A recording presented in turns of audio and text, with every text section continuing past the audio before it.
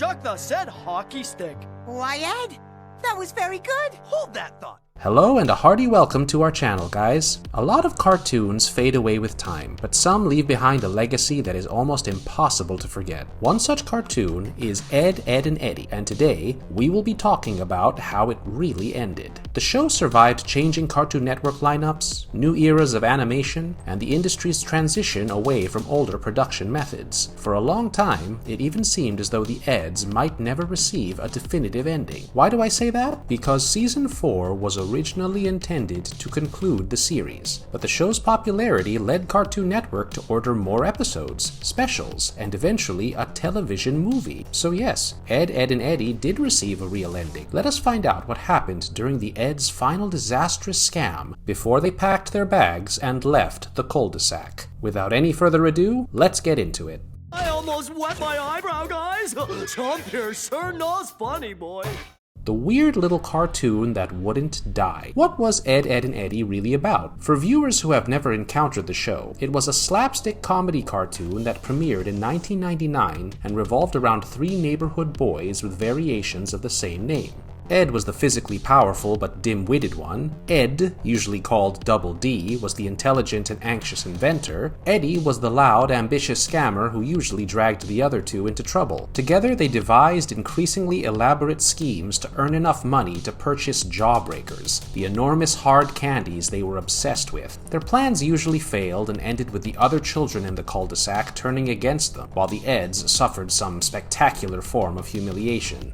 It was not a superhero adventure or a fantasy epic. It was about a group of suburban children whose scams, rivalries, games, and social struggles were pushed to absurd levels through exaggerated comedy. Creator Danny Antonucci developed the cartoon after spending much of his career working on edgier animation intended for adults, including Lupo the Butcher and the Brothers Grunt. The idea that he should create a children's show initially sounded ridiculous to him. Here is what Antonucci said while looking back on the creation of the series. Then I got a call from these two young bucks from Nickelodeon and they say, "Hey, why don't you do a kids show?" And I laughed in their face. But meanwhile, I did this commercial, and as soon as I drew this, I started getting these ideas about these three kids who are friends because they have the same name and puberty is unforgiving. That was it. I did a one-pager on it and they loved it. I then thought I should send this to Cartoon Network because I am good friends with Linda Semensky and knew all the folks there. So Linda said they wanted to see more. Danny Antonucci, June 2024, in an interview with Animation magazine. Antonucci has also explained that many of the characters were built from traits taken from people he knew and from his own childhood personality.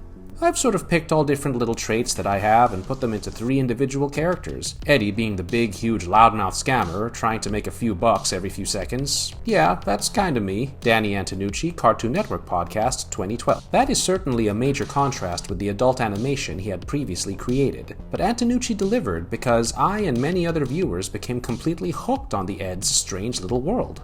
The show was produced by Antonucci's Vancouver-based studio, aka Cartoon. It became one of Cartoon Network's longest-running and most internationally recognizable original series. Industry reports connected to the finale stated that it had reached approximately 31 million households and had been broadcast in around 120 countries. The series was popular among children, teenagers, and adults. Its appeal did not come only from its stories. The visual identity was equally important. Antonucci and the crew gave the characters thick, constantly moving outlines. This technique, often called the boiling line effect, made the drawings appear unstable, hand-sketched, and full of nervous energy. Some critics compared the movement to squiggle vision, although the production methods were not identical. The characters also had strangely colored tongues, inspired by the different colors children's tongues take on after eating candy. The series was primarily hand-drawn, and its early production retained a physical, imperfect quality that stood apart from the cleaner digital appearance becoming common in television animation. Later episodes transitioned to digital ink and paint,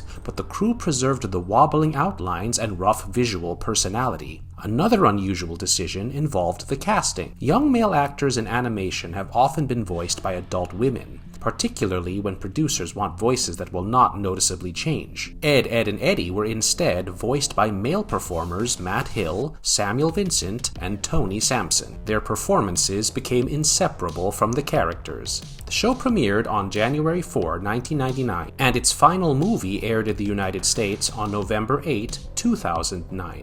That does not mean 11 uninterrupted seasons of regular episodes were produced, but the period from premiere to finale stretched across nearly 11 calendar years. At the time, the movie concluded the story. It was Cartoon Network's longest-running original series. Teen Titans Go later surpassed its longevity and episode total.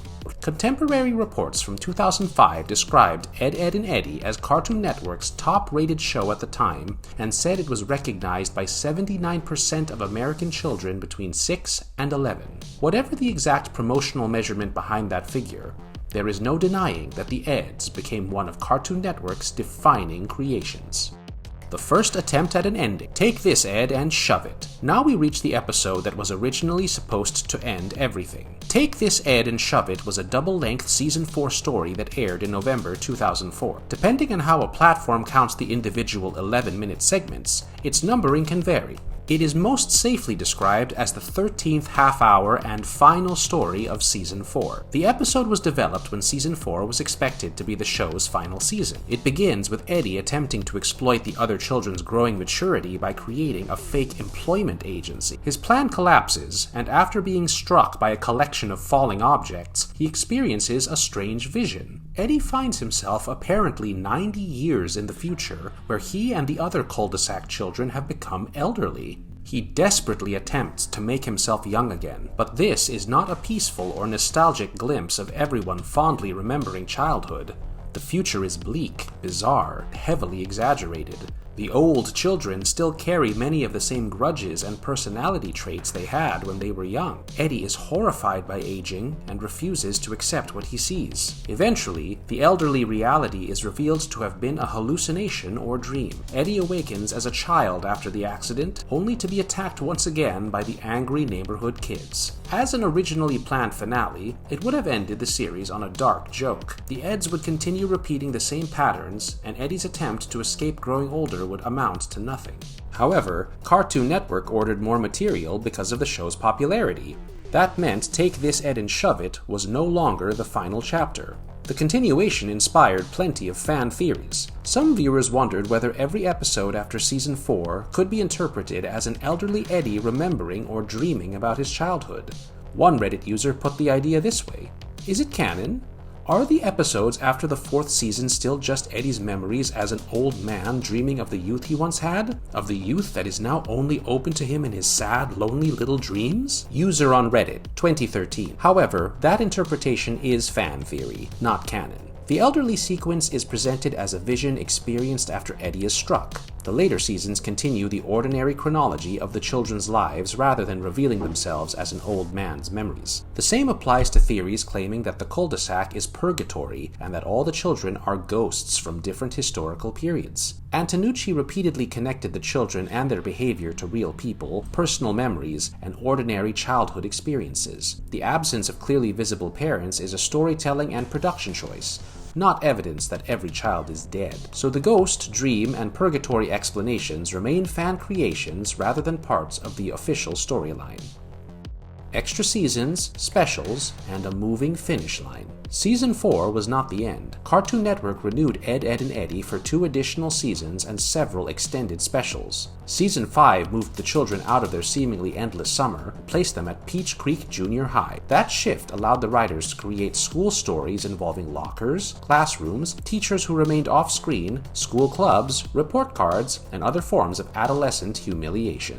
The later episodes also used digital ink and paint rather than the earlier production pipeline. However, the show remained hand-drawn at its foundation, and the crew worked to preserve its familiar moving outlines and visual roughness. Some viewers feel that the characters became more exaggerated during the school seasons. Eddy grew more selfish, Sarah more aggressive, and certain personality traits increasingly dominated entire stories. That criticism can reasonably be described as a viewer interpretation of flanderization, but it is not an objective production fact. Then came season 6. Cartoon Network had approved another full season, but those plans changed when Antonucci and his crew received permission to produce a feature-length finale. The staff chose to focus its resources on the movie. 2 11-minute segments had already been completed. May I Have This, Ed? And Look Before You, Ed. They were broadcast together as one half-hour on June 29, 2008. That single broadcast is generally treated as the entirety of Season 6. So it is accurate to say Season 6 contains one half-hour episode made from 2 regular segments rather than 2 separate full-length episodes. The shortened season was not evidence that the crew had lost interest or randomly abandoned the show. Its production was redirected toward the television movie that would provide the definitive ending. The show also received several extended specials. Ed, Edd and Eddy's Jingle Jingle Jingle, the Christmas special, premiered in December 2004. Ed, Edd and Eddy's Hanky Panky Hullabaloo, the Valentine's Day special, followed in February 2005. Ed, Edd and Eddy's Boo Ha Ha, the Halloween special, aired in October 2005. Antonucci has identified the Halloween special as one of the productions he particularly enjoyed. There was also The Eds Are Coming, a science fiction special produced as part of Cartoon Network's 2007 Invaded event. So there were 4 major extended television specials before the movie, not only 3. After the additional seasons and specials, the Eds were finally ready for their true conclusion. Ed, Edd and Eddy's Big Picture Show, the real finale. Ed, Edd and Eddy's Big Picture Show completed production before receiving its United States Cartoon Network premiere on November 8, 2009. Some international Cartoon Network feeds broadcast it earlier that year, so November 2009 was not its first worldwide showing. However, November 8 remains the date on which the finale officially concluded the series for its original American network audience. The movie begins after the Eds attempt their biggest scam yet. We never see exactly what they built or how it went wrong. We only see the aftermath. The cul-de-sac has been devastated, and nearly every child has suffered some kind of exaggerated cartoon injury. Realizing the others are coming for revenge, Ed, Edd and Eddy flee the neighborhood. Eddy suggests finding his mysterious older brother, whom he has spent the entire series describing as a legendary, intimidating figure. He believes his brother will protect them. During their journey, the friendship among the 3 Eds is pushed to its breaking point. Ed grows increasingly frustrated with Eddy's dishonesty and selfishness. After one particularly dangerous incident, Double D temporarily abandons the group. Ed follows him, leaving Eddy alone. For perhaps the first time, Eddy is forced to face the possibility that his constant scams could cost him the only genuine friends he has. Meanwhile, the other children divide into groups and follow the Eds. Kevin and Naz travel together. Rolf accompanies Wilfred the pig. The Kanker sisters also pursue the Eds for their own romantic reasons. The journey creates several confrontations, separations, and temporary alliances. Kevin, Naz, and Rolf are eventually captured by the Kankers, who use them as leverage while continuing their search. After numerous disasters, Ed, Edd, and Eddy reunite and finally locate Eddy's brother. He lives in a trailer near the Mondo Agogo amusement park. For years, Eddy has portrayed him as the coolest and toughest person imaginable. The reality is very different. Eddy's brother immediately begins humiliating him. He twists Eddy's leg, throws him around, and treats his pain as entertainment. His behavior is not harmless sibling teasing, it is physical abuse. The other children arrive expecting Eddy's brother to be the impressive figure Eddy described. Instead, they witness him tormenting his younger brother. Even Kevin, who normally despises Eddy, is visibly disturbed. Ed becomes furious. He tears the trailer door loose and strikes Eddy's brother with it, knocking him unconscious. The children do not collectively beat the brother. Ed stops the assault, while everyone else recognizes that Eddy has spent years living in fear of this person. Eddy finally breaks down. He admits that he lied about his brother and invented stories about himself because he desperately wanted the other children to respect and accept him. He apologizes to Ed and Ed for the way he has treated them. This confession changes how the cul-de-sac sees him. For the first time, Eddy stops performing. He no longer pretends to have connections, experience, or authority he does not possess. The children forgive the Eds and welcome them into the group. Kevin even offers them jawbreakers. The ending is not completely happy for everyone. Johnny and Plank arrive too late to witness the reconciliation. Still wearing their heroic Captain Melonhead and Splinter the Wonderwood costumes, they misread the situation and attack the Eds. The other children defend their new friends and turn against Johnny. In the final post-credit joke, Johnny and Plank decide that they must now become villains. But for Ed, Edd, and Eddy, the central conflict has finally been resolved. The three boys who spent the entire series trying to buy popularity through scams receive acceptance only after Eddy tells the truth. Near the end, Double D places a label reading "The End" across the screen. This is the final ending. This time, the message could not be clearer. The television movie was designed as the definitive ending. Reports following its American premiere described it as a major ratings success for Cartoon Network, producing significant increases among several children's demographics. The movie accomplished something the ordinary series format rarely allowed. It gave Eddy a genuine turning point. His brother's behavior revealed that Eddy's boasting had been built partly around fear, shame, and a desperate need for social validation. That context does not excuse every cruel thing Eddy did, but it helps explain why he constantly exaggerated his importance and treated popularity as something he had to purchase. The community the Eds had spent years scamming ultimately became their support system. That left the audience with a remarkably satisfying final image. A creator who knows when to stop. Danny Antonucci has shown little interest in personally reviving Ed, Edd, and Eddy. When asked about the possibility of returning to the series during its 25th anniversary, he responded with his usual blunt humor. "Oh sure, do an AI version. For me, I've done what I was going to do. I mean, if the network wants us to do it, all the best of them. It will fail miserably." Antonucci, 2024, in an interview with Animation Magazine. His statement does not mean a revival is legally impossible. Cartoon Network or the relevant rights holder could eventually revisit the property. Antonucci's point is that he considers his work complete. He believes returning simply to repeat the same concept would lack the honesty and impact of the original. That position is notable in an era when almost every successful cartoon is considered a potential reboot, continuation, or streaming revival. Antonucci appears satisfied that the series said what it needed to say. In that respect, his acceptance of the show's conclusion parallels Eddy's emotional resolution. Final Story is about letting go of an artificial image and accepting what is real. Myths, fan theories, and the ending we didn't get. Now that we have discussed the canonical ending, let us examine some of the theories surrounding the show. The best known one is the purgatory theory. It claims that the children are all dead, that the cul-de-sac is a form of purgatory, and that each character comes from a different period of history. Fans use this idea to explain the absence of visible adults, the unclear time period, and the different fashions or behaviors associated with the children. However, the theory is entirely fan-made. Nothing in the show confirms that the children are ghosts. Their inconsistent cultural references are better explained by the cartoon's deliberately timeless setting and the writers drawing inspiration from several generations of childhood. The absence of adults keeps the stories focused on a world governed by children. It does not prove that adults no longer exist. Another theory claims that Eddy dreamed the entire series. This interpretation relies heavily on Take This, Ed, and Shove It, in which Eddy experiences himself and the other children as elderly people. Because the episode was once intended to be the finale, some viewers suggest that seasons 5 and 6 could be memories or dreams experienced by an elderly Eddy. It is an intriguing interpretation, but the episode itself ends with Eddy awakening as a child. The later stories do not contain any canonical reveal that they occur inside his elderly mind. Both the dream and purgatory theories are creative fan interpretations rather than official explanations. The continued popularity of such ideas demonstrates how strongly the show's strange, adult-free world captured viewers' imaginations.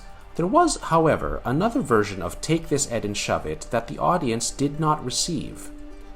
Storyboard artist Scott Diggs Underwood revealed that a more depressing version of the episode had been storyboarded before the production revised it. I have a lot of love for Take This, Ed, and Shove It.